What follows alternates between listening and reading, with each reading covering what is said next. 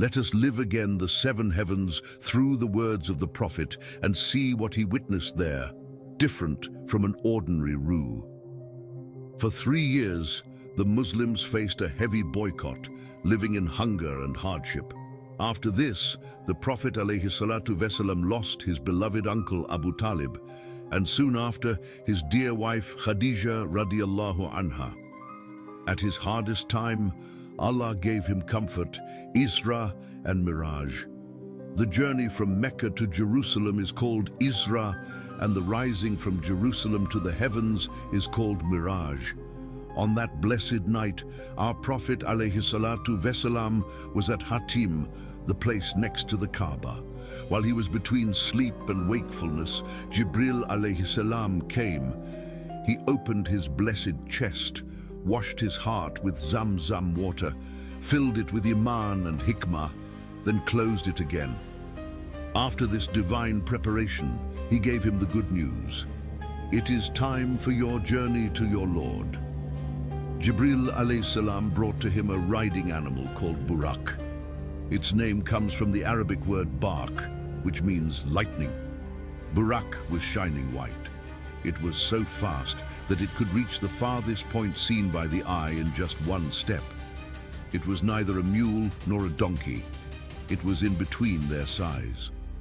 When the Prophet ﷺ came close, Burak felt shy and trembled, because until that moment it had never carried anyone so honored in the sight of Allah. Thus, the journey of Isra began. In an instant, they traveled from Mecca to Jerusalem to Masjid al-Aqsa. Masjid al-Aqsa is a holy land with a golden domed mosque big enough for about 140,000 people. Normally, the journey of 1,500 kilometers would take weeks with a camel caravan. But with the permission of Allah, it was completed in one moment. When they arrived in Jerusalem, the Prophet ﷺ faced a big test.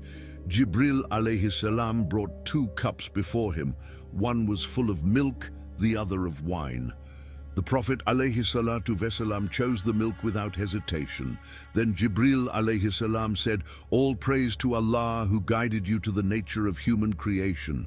If you had chosen the wine, your ummah would have gone astray." In this way, the Messenger ﷺ was representing his whole ummah, becoming their source of blessing.